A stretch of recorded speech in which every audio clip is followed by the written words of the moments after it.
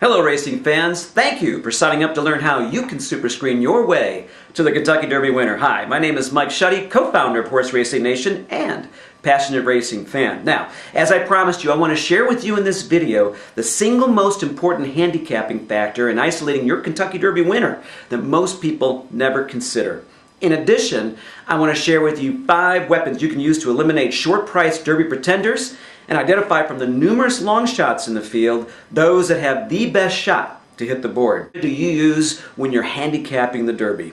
Speed figures, trainer stats, pedigree stats, watching replays, result chart analysis, pace analysis, all of the above?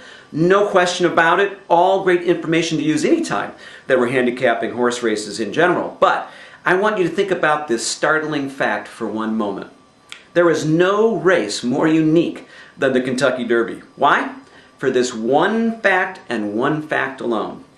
Every horse in the field will have to do something that it will never do again in the rest of their lives.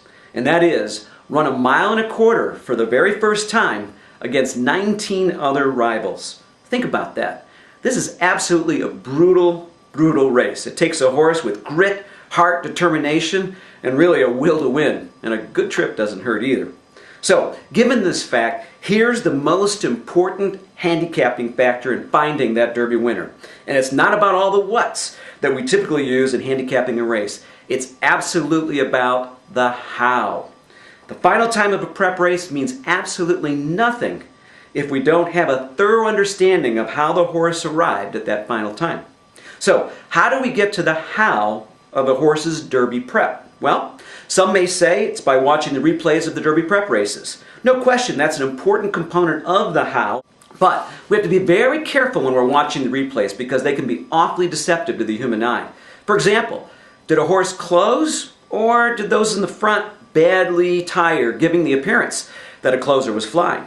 So, replays are helpful, but what we need is a universal measure that levels the playing field, eliminates those optical illusions, and provides us with the unbiased truth about how a horse performed and distributed its energy throughout that prep race. Critical to getting at this truth is getting your hands on some good pace figures and that indicate how fast a horse is running at multiple points in the race. Now you can get Moss pace figures from the Form or Brisk pace numbers from BriskNet or any other source you choose. What's important is that you find pace figures. For our Kentucky Derby Super Screener, we chose the Brisk pace and speed ratings simply because we needed a source that provided data going back many, many years so that we could look at the pace and speed profiles of a bunch of Derby winners, and losers for that matter. So, several years ago, even before Horse Racing Nation was launched, I conducted a massive research study to see if I could identify any consistent patterns in the how a horse ran in the Derby preps that would lead to a highly effective set of rules and benchmarks that would best predict future Derby winners. The good news is all of that work paid off, and I want to reveal these results to you now. Here's what I did. I went back to 1994. It's as far back as I could go at that time for brisk pace and speed ratings. And every year since then, I grabbed the pace and final speed ratings of the horses that ran in each of those Kentucky Derbies. I then compared and contrasted the pace and speed figures of all Derby winners to one another. Then, for each Derby, I contrasted the pace and speed figures for the horses that finished in the top half of the field to those that finished in the bottom half of the field. After much analysis, here's the result. Critical patterns emerged that did an incredible job of isolating that Derby winner, also eliminating short-priced pretenders and identifying bombers, which had the best shot to complete your exactas, trifectas, and your superfectas. From this analysis, we tested and retested numerous screening criteria, rules, and benchmarks. The result was a final set of super effective screening criteria that now comprises our Kentucky Derby Super Screener. As promised, I want to reveal to you now the 5 most powerful screening criteria for finding that elusive Derby winner and the on-the-board finishers that resulted from this landmark study. Ready? Rule number 1.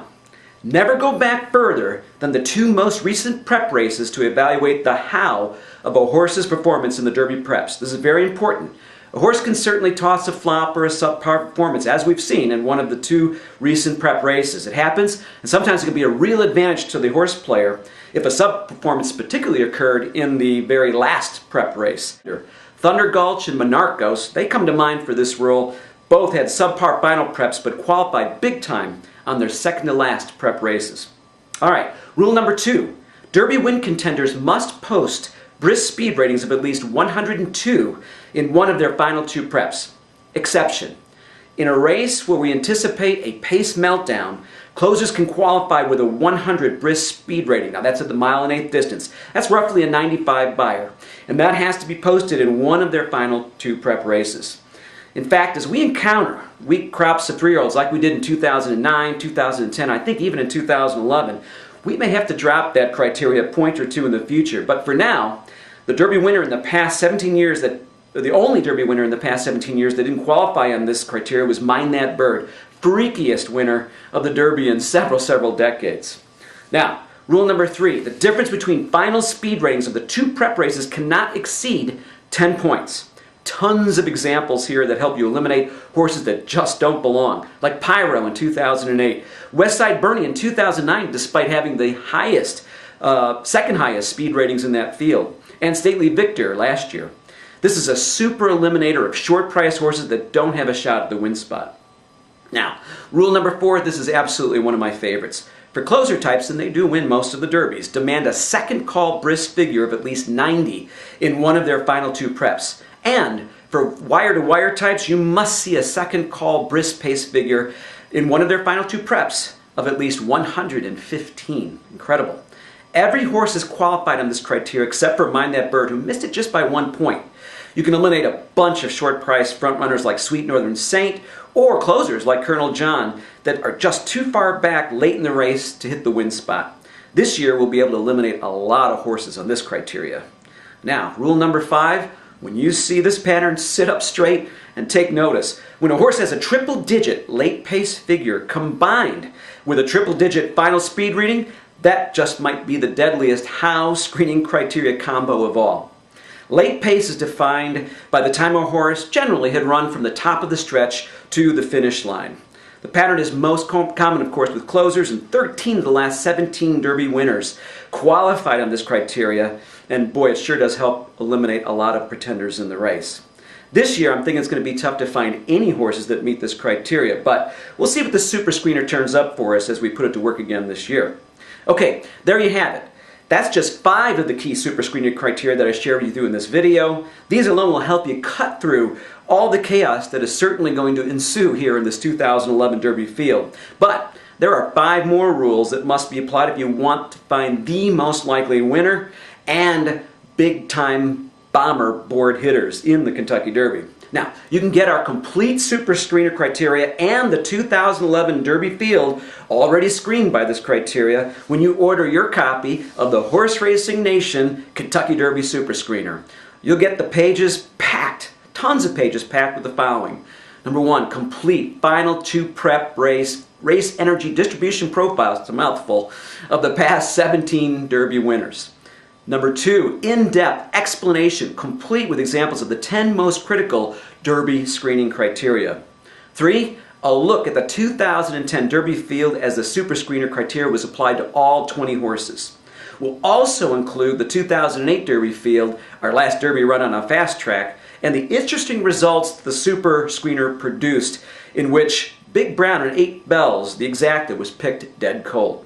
And of course, we have put each of the likely horses to enter the 2011 Derby field through the Super Screener, complete with commentary and the likely order of finish as determined by the Super Screener. We'll also send you an update just the day before the Derby featuring post positions of the final field, scratches, and updated commentary. In our bonus pack, you'll also get recommendations on how to structure wagering tickets covering all budget sizes. Now, this is a must-have, especially this year, no question. Start cracking the code on this chaotic Derby right now. The 2011 field has been screened, it's ready to be shared with you, and I think you'll be very surprised to see which horses the screener puts on top and which big names just don't make the cut. So to order your Kentucky Derby Super Screener, only available from your friends at Horse Racing Nation, simply click on the link below this video or go to our Derby section on Horse Racing Nation. And we're going to get ourselves ready here to tackle this field, get ready to maybe cash the score of a lifetime. And I want to wish you all good luck as we approach this Derby. I will see you in Louisville. Order this baby now and I want you to go fast and win.